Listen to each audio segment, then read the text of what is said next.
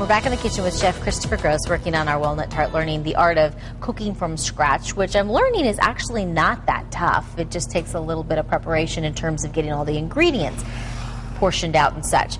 We've created the tart. We've started the caramel sauce. And it's now almost finished. We're looking for, we've added in a little bit of, was it butter? Well, we're going to do that now. Now you see how golden brown that is? Brown. That's just the water and the sugar? Just the water and sugar. And at this point, you never leave this on the stove because when it goes to the next stage, it turns black and catches on fire. Oh. So we don't want to do that. So I'm going to put the walnuts in now. So remove from heat, add the walnuts, well, we stir. can actually put it back on. And just don't walk away from it. Bubbles up. Because it's over 400 degrees. And that's like a heavy whipping cream if we weren't going to make our cream from... Just heavy whipping cream. Okay. And we got that in there. And then, believe it, it's butter. So... No need for making here. Now, we mix this all up and make sure it gets all melted, incorporated. And then we go right to our tart shell. Now, the fun thing about this mix... What's this? Oh, that's a little cream. Thank you. Oh. I did put some in there. That's the same as that, though. You're all good.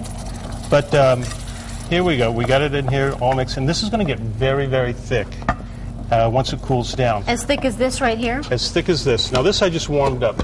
And I made this in the event that this wasn't going to be finished. Oh, okay. So I'm going to take that off the stove. And then from here, we have a tart shell already done. Wait, let me stop you right here because you did make this in advance. You're warming it up over just a little bit of water. Yes. The reason I did this like last night, and so it gets really, really solid. And so I can get it into the tart shell. I just warm it back up. And so we could do that if we wanted to do this in phases? In 2 steps. And what also is nice, you can pour this out in a sheet pan with a little saran wrap underneath of it. Just this. And then cut it into little cubes. Like peanut brittle? Like peanut brittle. Put powdered sugar on it, and make it like little bitty, snacks or something like that. Yeah. So real easy to do. So this is the one that was done ahead of time. And where did you learn all these recipes? Where's your background? I know you've told me this before, but I forgot. I started working in the business to support a motocross habit. Started here in Phoenix. You love Ducatis. Yes, I do. Now it's a superbike habit. But as I started liking what I was doing in the kitchen, I then moved to LA to work, and then from LA I went to London. It was nice that Sheriff Joe wasn't there. I was an illegal alien there working for for 1 year. And then from there I went to Paris to work for nearly 2 years.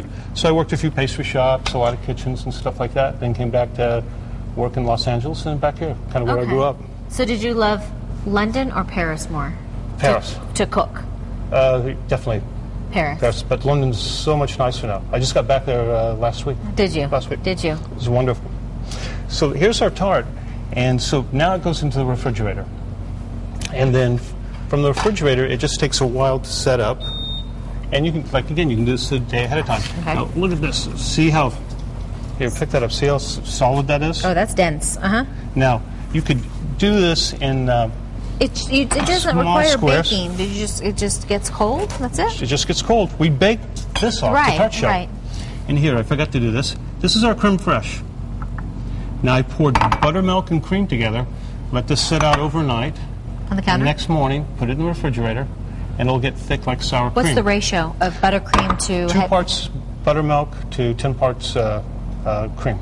2 parts buttermilk to 10 parts... Is it buttermilk? No, 2 parts buttermilk. So like 2 ounces to 10 ounces. Of heavy cream? Yeah. Okay. And then you mix that. You let it sit out overnight. Or if you want to do a quick one, just do a little bit of sour cream mixed in with some whipped cream. You can use that in a lot of different recipes. It's called creme fraiche, and it's for me, it's like unbelievably tasty. What are some other places we can use that? Creme fraiche? It's great on smoked salmon. Great with a little bit on toast with caviar. Ooh. So that. Now, over at Christopher's, which is in Biltmore, I know you always have different kind of seasonal items that keep kind of circulating on your menu. What's new now?